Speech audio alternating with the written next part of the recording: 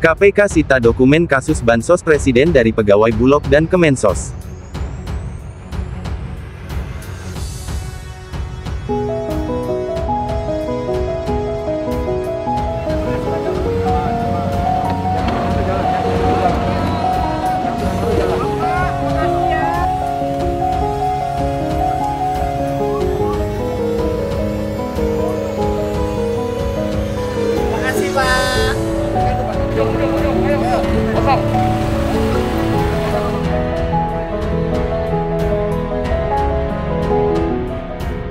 Terima kasih Bapak Jokowi yang sudah memperhatikan para driver, ya baik Grab, ojol maupun Maxin dan lain-lain sebagainya. Terima kasih banyak, kiranya Tuhan memberkati Pak Jokowi. Terima kasih buat Bapak Presiden Pak Jokowi atas sembakonya gitu ya.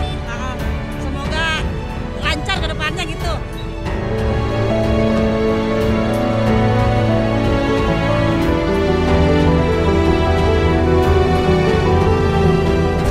Alhamdulillah lah buat di rumah, buat lebaran nanti gitu kan. Terima kasih buat Pak Jokowi, buat pemerintah semuanya, biar semua lancar gitu ya kan. Kita juga driver bisa nyari rezeki dengan lancar, dengan aman gitu aja sih.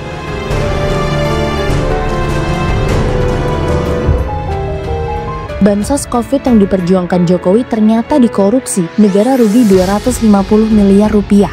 Guys, selama kepemimpinan Jokowi kemarin tuh banyak banget bantuan sosial yang berusaha disalurkan ke masyarakat. Salah satunya bansos presiden dengan goodie bag yang gambarnya Jokowi. Nah parahnya lagi, ternyata bansos ini kemarin dikorupsi loh dan bikin negara rugi sampai 250 miliar rupiah. Sebelumnya direktur perusahaan yang jadi vendor pengadaan bansos ini udah divonis 8 tahun penjara. Sekarang KPK lagi mengembangkan kasus lanjutan dengan memeriksa 6 orang saksi. Kasus ini tuh bermula ketika bansos presiden memiliki anggaran 900 miliar guys. Tapi ternyata para vendor ngakalin dengan menurunkan kualitas bansos agar untungnya lebih gede. Kok bisa separah ini ya? Masa bantuan sosial malah dikorupsi? Bantuan yang sedang dilakukan penyidikan adalah yang salah satunya yang diberikan oleh Bapak Presiden kepada masyarakat. Terkait isi dari bansos itu sendiri bervariatif, mulai dari beras, minyak goreng, ada biskuit dan beberapa sembako lainnya. Terkait nilai pengadaan yang sedang disidik masih berproses, jadi akan kami update di kesempatan berikutnya. Yang KPK mengusut bansos 2020 seperti apa Pak tanggapannya? Ya itu saya kira tindak lanjut dari peristiwa yang lalu ya. Silahkan diproses hukum sesuai dengan kewenangan yang dimiliki oleh aparat hukum ya. KPK sita dokumen ya dari pegawai Bulog ya dan Kemensos terkait korupsi 900 miliar ya bansos presiden. Wah, ini ngeri boh. 2000 berapa ya? Pernah tahu nggak ya ada yang bansos begitu kan di COVID-19 ya bertuliskan bantuan Presiden Indonesia ya, bantuan ya Presiden dari Republik Indonesia. Pernah nggak ya mendengar itu ya? Pernah nggak melihat itu? Pernah nggak ada nama-nama begitu kan ya bantuan Presiden? Ini kan uang rakyat. Komisi Pemberantasan Korupsi KPK mengungkapkan nilai proyek bantuan sosial bansos presiden di wilayah Jabodetabek untuk penanganan COVID-19 tahun 2020 lalu mencapai 900 miliar rupiah. Untuk nilai kontraknya sendiri totalnya sekitar 900 miliar untuk 3 tahap ya, kata juru bicara KPK Tessa Mardika kepada wartawan Rabu 3 Juli 2024. Dia juga menyebut tahap lain pada pengadaan bansos presiden ini juga akan ditindaklanjuti tim penyidik jika ditemukan alat bukti yang mengarah pada dugaan korupsi pada tahap lainnya. Sebelumnya, Tessa Mardika menyebut kerugian negara dalam kasus dugaan korupsi bansos presiden untuk penanganan COVID-19 di wilayah Jabodetabek pada 2020 ditaksir mencapai 250 miliar rupiah. Dia menjelaskan nilai kerugian negara ini terbagi atas 3 tahapan dalam proses pembagian bansos presiden. Menurut Tessa, jumlah 250 miliar ini belum merupakan perhitungan final kerugian negara dalam kasus ini. Potensi kerugian negara Banpres sebesar kurang lebih 250 miliar untuk tahap 3, 5, dan tahap 6, kata Tessa kepada wartawan. Adapun bansos ini diberikan dalam bentuk goodie bag yang berisi beras, minyak goreng, biskuit, dan kebutuhan pokok lainnya. Saat ini KPK sudah menetapkan seorang tersangka dalam kasus ini, yaitu Direktur Utama Mitra Energi Persada, Ivo Wongkaren. Sebelumnya, pemerintah menganggarkan dana untuk pengadaan bantuan sosial atau bansos setiap tahunnya. Tahun 2019, total anggaran dalam APBN mencapai 97,6 triliun rupiah. Tahun 2020, total anggaran dalam APBN mencapai 125,6 triliun rupiah.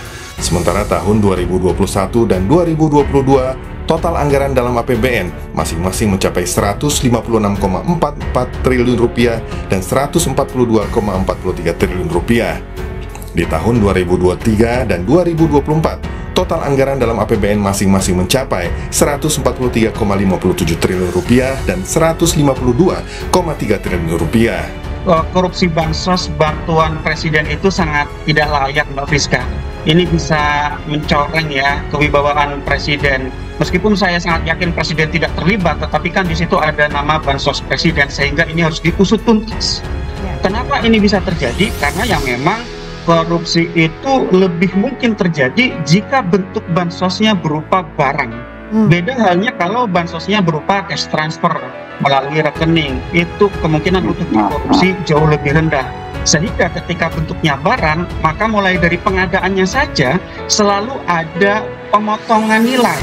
Kemudian pemotongan nilai itu digunakan untuk memberikan suap atau gratifikasi kepada para penyelenggara negara, yaitu mereka-mereka yang telah meloloskan para perusahaan kontraktor ini untuk memenangkan tender. Tentu ini selalu terkait antara pelaku swasta dengan pelaku penyelenggara negara, sehingga ini harus diusut tuntas. Kenapa? Karena biasanya paket-paket bansos itu kan dalam tanda kutip ada coupling-couplingnya. Kalau korupsi yang dilakukan oleh Juliari Batubara itu terkait dengan anggaran yang ada di Kemensos. Nah, kalau bansos presiden, apakah ini anggaran yang ada di Kemensos atau di Kemenseknek? Ini juga harus dijelaskan kepada publik, sehingga nanti KPK harus melakukan pendalaman. Apakah ada penyelenggara negara yang ikut menikmati korupsi ini bisa meminta bantuan, misalnya aliran dana kepada PPATK untuk men-tracing kemana saja dana yang digunakan oleh Ivo tersangka itu diperuntukkan selain untuk produksi, tetapi juga ada kemungkinan juga biasanya untuk suap atau gratifikasi kepada penyelenggara negara yang di kasus sebelumnya itu diberikan kepada Juliari Batubara dan kawan-kawan. Bagus kan? Kita tunggu saja begitu kan ya. Si Julia Batubara nampaknya begitu akan bercerita banyak. Bagaimana goodie bag yang kemudian yang diproduksi oleh si Reteng ini begitu kan ya akan menyeret nama-nama siapa. Ya kita tunggu saja walaupun disebutkan dalam hal itu begitu. Karena apa? Karena saya yakin di tahun 2000 kemarin begitu 2020 saat Covid begitu kan ya, karena banyak masyarakat yang kemudian kena Covid, banyak yang seharusnya dibantu dan sebagainya begitu kan. Malah banyak yang dikorupsi nih. Seharusnya 100% diberikan kepada rakyat, malah banyak yang dikorupsi. Ini kan ngeri bos pada akhirnya ya. Siapa yang akan bertanggung jawab ini semua? Bantuan itu boleh-boleh aja, silakan, tidak ada masalah. Tapi kalau sudah seperti ini kan gimana begitu? Ini harus diperiksa siapapun orangnya begitu. Nampaknya geng Solo sudah mulai ketakutan. Maka munculnya oposisi RP. Itu bukan korupsinya Jokowi, tetapi ketika dia memimpin banyak kementerian yang terlibat korupsi, dia harus bertanggung jawab. Mengapa begitu? Soalnya sistem pengawasan, monitoring, pencegahan korupsi tidak berjalan sebagaimana mestinya. Iya, salah satu tugas pemimpin itu bukan saja menjalankan realisasi program, visi misi, tetapi termasuk di dalamnya berupaya meminimalisir penyelewengan. Ya, menyelapkan, menjaga aset-aset negara ini supaya tidak dirampok. Lo kok malah melu? Ini tidak menuduh loh. Kenyataannya seperti ini. Bisa jadi pembiaran kejadian berbagai korupsi disebabkan pikiran kepala negara saat itu konsentrasi menyiapkan Gibran sebagai wakil presiden, sehingga apapun ditempuh dengan ngupek-upek MK, dengan mengupek-upek MA, dengan mengupek-upek KPU dan cawe-cawe. Akhirnya pengawasan kepada aset-aset negara, kabinetnya, bawahannya, pada yang delajik ngerampok uang rakyat ora konangan. apa sih kira-kira yang jadi pertimbangan Presiden memilih misalnya ke Jawa Tengah itu lebih banyak kunjungannya dibandingkan ke tempat lain?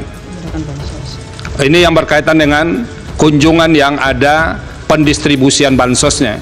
Nah, itu yang didalilkan oleh pemohon.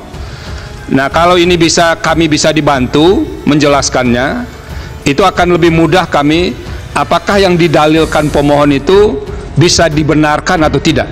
Nah, tolong kita dibantu ini oleh 4 menteri ini berkaitan dengan ini.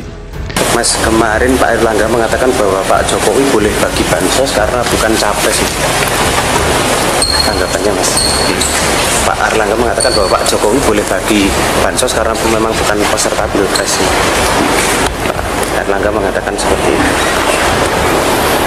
Kalau tanggapan dari Mas ya, apapun itu tentang bansos, yang penting diberikan kepada yang membutuhkan, ya. Dan kalau hal-hal yang lain itu biar warga saja yang menilai. Berkenaan dengan Presiden Joko Widodo diduga melanggar asas netralitas saat melakukan kunjungan kerja ke Kabupaten Serang, Banten dengan spanduk bergambarkan Paslon 02 dengan tindak lanjut pembentukan status temuan atau laporan berdasarkan hasil kajian terhadap laporan nomor 001/2024 tanggal 18 Januari 2024 tidak ditindaklanjuti karena laporan tidak memenuhi unsur pelanggaran pemilu. 4. Bahwa berkenaan dengan dugaan pelanggaran pemilu yang dilakukan oleh Presiden Joko Widodo diduga melakukan kunjungan kerja ke Serang, Banten.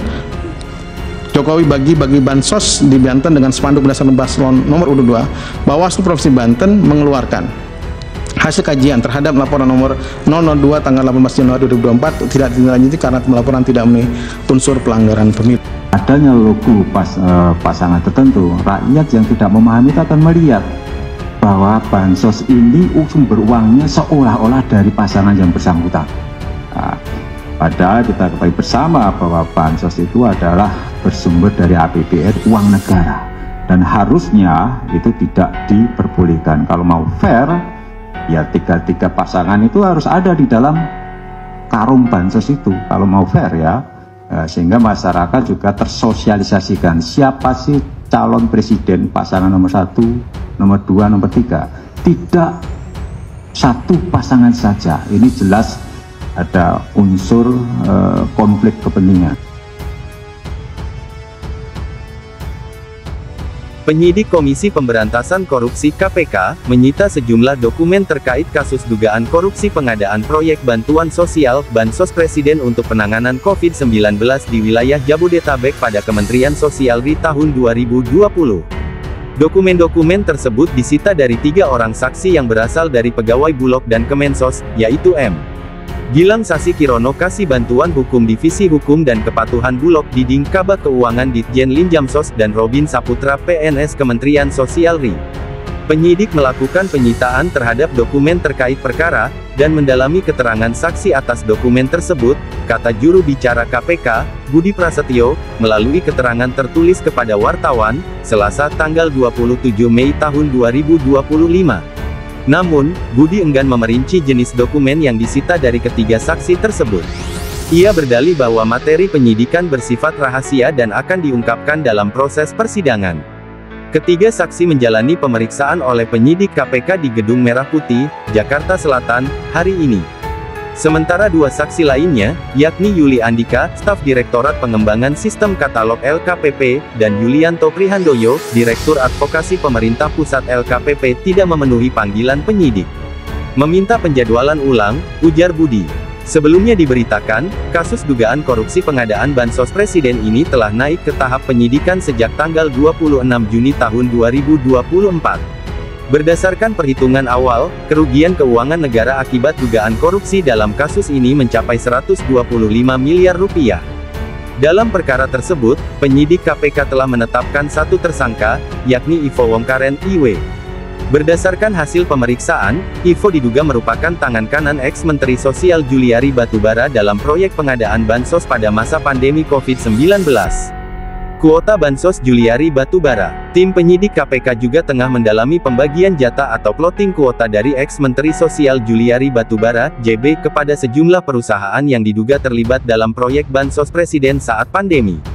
Informasi tersebut terungkap dalam pemeriksaan mantan Kepala Biro Umum Kemensos, Adi Wahyono AU, yang dilakukan di kantor BPKP Perwakilan Provinsi Jawa Barat, Jumat tanggal 30 Agustus tahun 2024.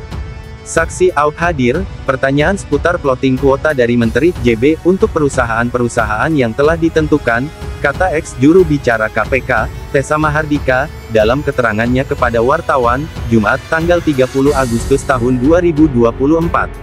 Tessa tidak merinci identitas perusahaan-perusahaan yang disebut sebagai titipan ex-menteri dari kader PDIP tersebut. Plotting kuota oleh menteri itu menjadi bagian penting dari penyidikan kasus dugaan korupsi pengadaan bansos presiden terkait penanganan COVID-19 di Jabodetabek pada tahun 2020. Sebagai informasi, total ada 6 juta paket sembako dari program bansos presiden yang diduga dikorupsi. Paket-paket tersebut berasal dari penyaluran tahap 3, 5, dan 6, masing-masing terdiri atas 2 juta paket sembako. Tahap 3, 5, dan 6, per tahap itu kurang lebih sekitar 2 juta paket. Jadi, kalau 3 tahap itu, dikalikan 2 juta, sekitar 6 juta, ya, 6 juta paket, ujar Tessa, Kamis tanggal 4 Juli tahun 2024. Adapun nilai proyek untuk 3 tahap penyaluran bansos presiden yang berujung pada dugaan korupsi ini mencapai hampir 1 triliun rupiah. Untuk nilai kontraknya sendiri totalnya sekitar 900 miliar rupiah untuk 3